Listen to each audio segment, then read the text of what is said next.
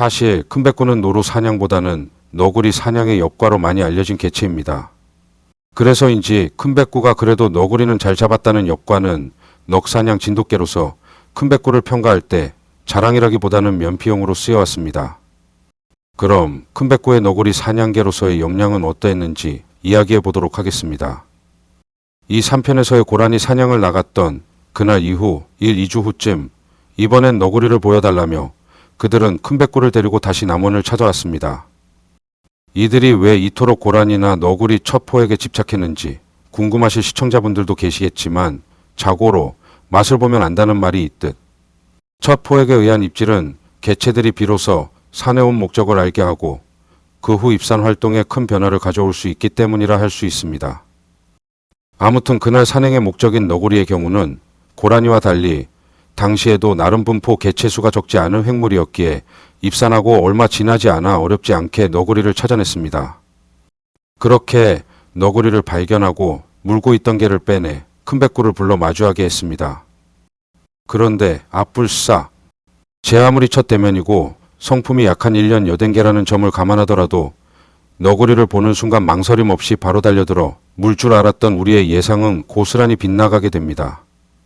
꼬리를 감추지는 않았지만 등털을 세우고 1m 50 정도 떨어져 다가가지 못하고 컹컹 짖고만 있는 모습은 정말 기가 찰 노릇이었기 때문입니다.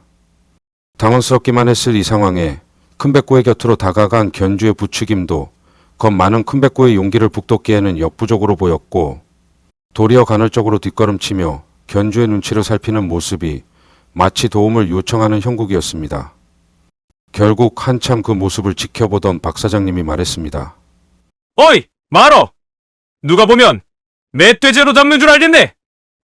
이렇게 이날 제가 본 큰배꾸의 너구리에 대한 반응은 그날 함께 경험한 분의 녹취를 통해 확인이 가능합니다.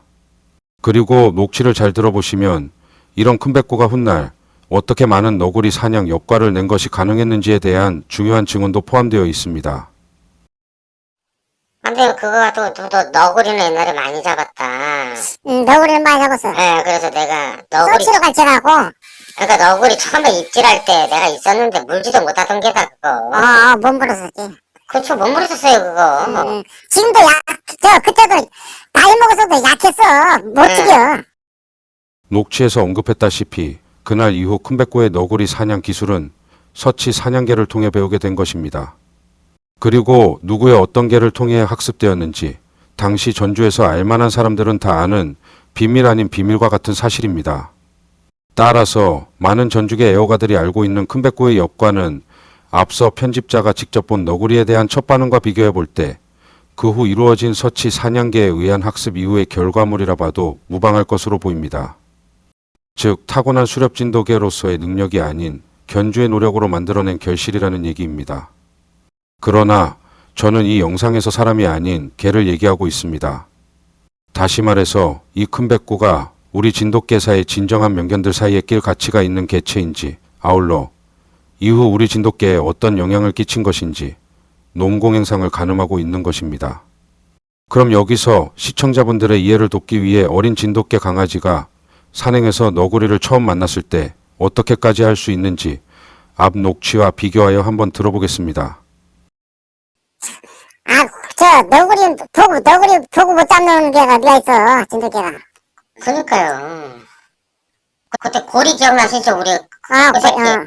그때 그 4개월 땐가 그 또리 새끼 암놈하고 고돌이 아들하고 가갖고 그때 너구리 잡았다고. 그거 기억나세요? 그 어린 게 4개월짜리가 너구리를 죽여, 그건. 예. 이빨도 안 난 것이. 이게 그 정도는 돼야거든. 근데 너무 없어, 걔가. 약해.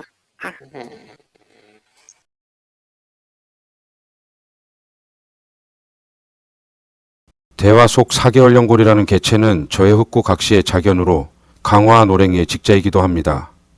물론 고리란 놈의 엽성과 근성이 남다르긴 했지만 이러한 엽성은 진돗개에 있어 고리에 한정된 이야기만도 아닙니다. 과거를 되돌아봤을 때 녹취의 이놈처럼 조기에 뛰어난 엽성을 드러내는 개체들은 진돗개에 적잖게 있어 왔고 심지어 갓 젖된 2개월의 강아지가 자신보다 큰 살아있는 너구리를 물고 늘어지는 경우도 있습니다. 바로 이것이 우리가 주목해야 할 진돗개의 타고난 수렵성이고, 이러한 개체들의 내적 요소가 외적으로 표출된 것이 우수 진돗개들이 갖추고 있어야 할 특질인 것입니다. 실로 말이 넉사냥이지 녹취에서의 대화처럼 너구리를 보고도 못 잡는 개는 없습니다. 그래서 우리는 넉사냥의 묘미이며 진돗개로 하는 사냥의 진가는 너구리가 아닌 노루나 고라니 사냥에 있다고 말하는 것이기도 합니다. 그럼에도 저희 경험상 그동안 봐왔던 수많은 개체들 중 1년 여가 지난 진돗개가 너구리를 보고 물지 못하는 경우는 딱 2마리 뿐이었고, 아이러니하게도 이 2마리와 근래 유독 수렵성을 무엇보다 중요하다 강조하는 전주개를 키우며 전문가인 양 떠드는 이들이 인터넷 커뮤니티를 통해 우수한 개체라 극찬해왔던 사진 속누리라는 숙회와 전주 큰백구, 딱 이 2마리가 일치하고 있다는 것이 무엇을 의미하는지 우리 애호가들은 깊이 생각할 필요가 있습니다.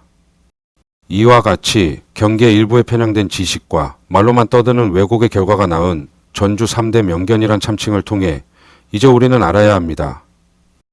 또한 과거나 현재나 원로들은 변함없이 큰백구를 이를 때 이구동성으로 당시 진도에 가면 발에 치이는 그런 개체라 표현하곤 했습니다. 그럼에도 당시부터 큰백구 부양에 일조했던 목포업 씨를 보고 저는 큰백구를 어떻게 생각하는지 물었던 적이 있습니다.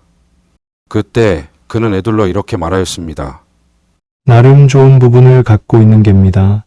이 말은 아마 자신을 맹신하는 사람들이나 전주계에 이미 빠져있는 사람들로 하여금 짐작하여 알아듣게 함으로써 어떤 의미를 부여한 말로 들리게 할 수 있을지는 모르겠지만, 이처럼 무책임한 말도 평가도 과거엔 들어본 적 없는 얘기입니다.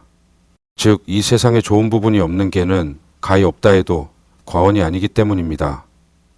생명이 태어나 저마다 쓰임새가 있기 마련인 것처럼 쓰임새에 따라 평가를 달리할 뿐 좋은 부분이 없는 사람도 개도 그리고 그 어떤 동물도 없습니다.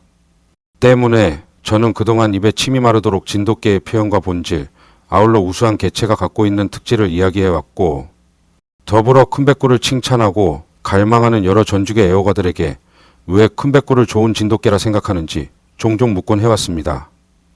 그때마다 그들 대부분은 큰백구가 순수한 혈통의 사냥을 잘했기 때문이다라고 답하곤 합니다.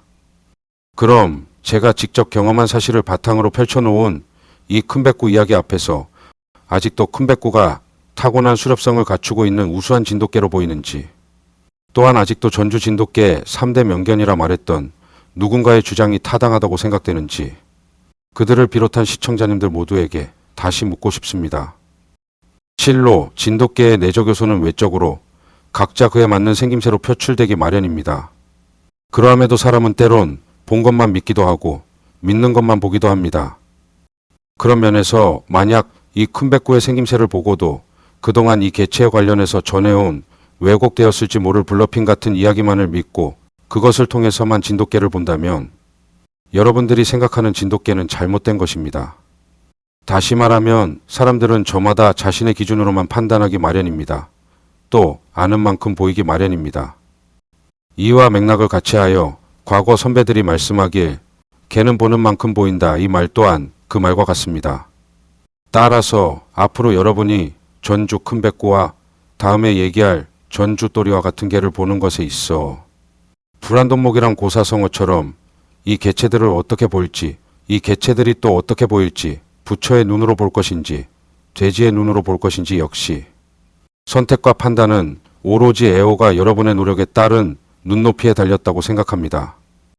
그리고 이 애호가들의 눈높이가 제가 큰백구라는 개의 이야기를 통하여 말하고자 한 그 목적이기도 합니다.